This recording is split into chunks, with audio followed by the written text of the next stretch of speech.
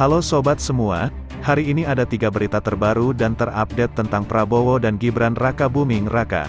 Jangan lupa like dan subscribe channel ini dan silahkan simak baik-baik, inilah berita yang pertama. Tantang Anies buktikan kecurangan pemilu sebelum pencoblosan, kata TKN Prabowo Gibran, jangan hanya menuduh. Sekretaris Tim Kampanye Nasional Prabowo Gibran, Nusron Wahid, meminta Capres nomor urut 1 Anies Baswedan membeberkan bukti terkait kecurangan pemilu yang terjadi sebelum pencoblosan di tempat pemungutan suara atau TPS. Pembuktian tersebut menurut Nusron perlu ditunjukkan agar tak terkesan hanya sekadar tudingan berdasar rumor atau kabar burung.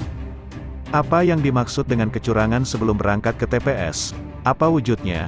Apa konkretnya? Jadi teman-teman yang lain itu jangan hanya menuduh ada kecurangan berdasarkan rumor, kabar burung, kata Nusron.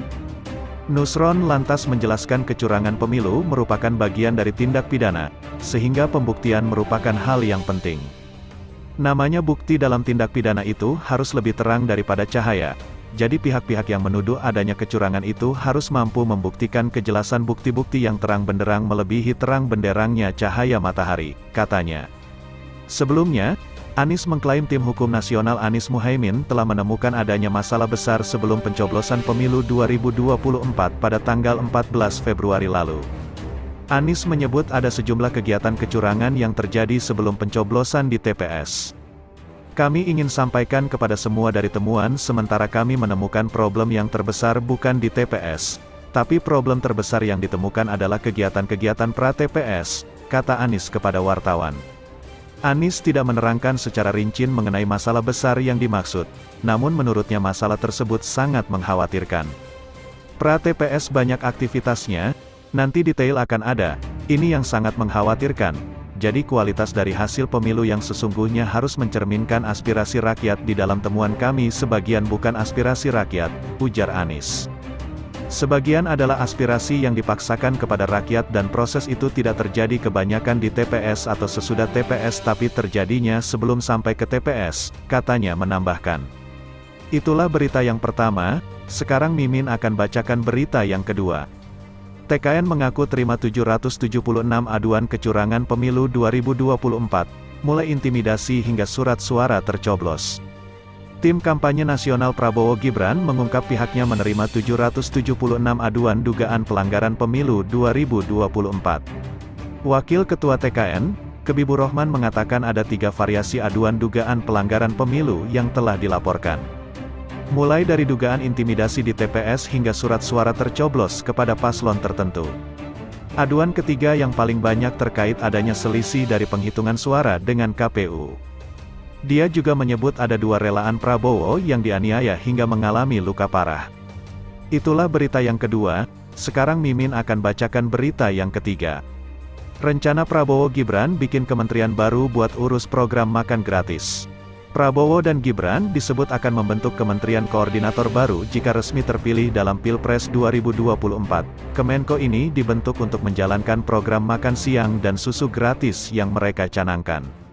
Wakil Ketua Dewan Pakar Tim Kampanye Nasional Prabowo Gibran, Budiman Sujatmiko mengatakan rencananya program ini akan langsung dijalankan secara bertahap jika paslon itu benar menjabat presiden dan wakil presiden.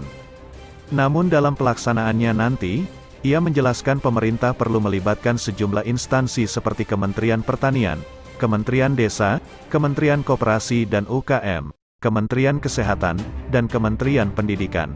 Atas dasar inilah pihaknya membuka peluang akan dibentuknya Kemenko baru. Prabowo Gibran merencanakan program ini akan dibangun dengan format kolaborasi para pemangku kepentingan di sektor industri pangan nasional, kata Budiman. Karena urgensi program dan ini merupakan bagian dari program terbaik hasil cepat yang telah disampaikan oleh Prabowo Gibran, sehingga memerlukan pendekatan khusus agar segera terlaksana, maka tidak tertutup kemungkinan dibentuk Kemenko khusus untuk program ini, terangnya lagi. Dengan keberadaan Kemenko baru ini nanti, pemerintah bisa melakukan belanja negara secara efektif dari hulu ke hilirisasi. Di saat yang bersamaan pemerintah juga bisa mengembangkan konsep kolaboratif farming yang melibatkan industri pangan untuk memenuhi kebutuhan program ini. Desa akan diandalkan sebagai basis produksi komoditi dan bahan pangan yang dibutuhkan untuk menyediakan makan siang dan minum susu gratis, terang Budiman. Meski begitu, Budiman menegaskan rencana ini masih dalam bentuk pembahasan dan belum bisa dipastikan. Karenanya pembentukan Kemenko baru demi berjalannya program makan siang dan susu gratis ini masih akan terus dibahas lebih lanjut. Jadi itu salah satu yang kita diskusikan. Tapi memang belum pasti ya, ini masih ide-ide yang sudah disampaikan. Masih belum diputuskan apakah nantinya akan dibentuk badan sendiri. Apakah Kemenko yang ada dialihfungsikan? Apakah Kemenko yang ada ditambah fungsinya itu masih belum diputuskan, paparnya. Lebih dari itu, Budiman menjelaskan, setidaknya ada beberapa kementerian yang akan terlibat dalam koordinasi dan implementasi program, yakni Kementerian Pertanian, Kementerian Desa, Kementerian UMKM Koperasi, Kementerian Kesehatan, dan Kementerian Pendidikan. Berita selanjutnya, PDIP siap jadi oposisi, Golkar yakin program Prabowo Gibran tetap jalan. Ketua Bapilu Partai Golkar Maman Abdurrahman meyakini program-program Prabowo Subianto Gibran Raka Buming Raka jika memimpin bangsa Indonesia akan tetap berjalan meski PDI Perjuangan menyatakan siap menjadi oposisi atau berada di luar pemerintahan. Sebab, dia menyebut tak ada istilah oposisi di dalam sebuah pemerintahan. Namun, Maman menegaskan, pihaknya menghormati langkah politik masing-masing partai. Dalam konteks oposisi, kita tidak mengenal kata oposisikan dengan sistem presidensial sekarang. Tapi ya kembali lagi itu hak politik dari masing-masing partai. Ya kita hormatilah, kata Maman, saat konferensi pers. Lebih lanjut, Maman menegaskan partainya tak khawatir dengan langkah politik PDIP. Dia menilai, masyarakat akan menyadari jika program-program yang dijalankan Prabowo Gibran baik maka publik tak akan masalah. Saya masih meyakini dan percaya di dalam diri masing-masing semua partai selama program itu baik, positif, saya yakin tidak ada yang perlu dikhawatirkan, tegas dia. Baik bagus dan itu bisa untuk masyarakat saya yakin itu tidak akan ada penolakan, imbuh Maman. Sebelumnya, Sekjen PDIP Hasto Kristianto sempat mengungkapkan PDIP siap menjadi oposisi pemerintah di periode mendatang. Hal ini disampaikan menyusul hasil hitung cepat atau quick count yang mencatat keunggulan Prabowo Subianto Gibran Raka Buming Raka di Pilpres 2024. Menurutnya, PDIP punya pengalaman panjang sebagai oposisi, yaitu usai pemilu 2004 dan 2009.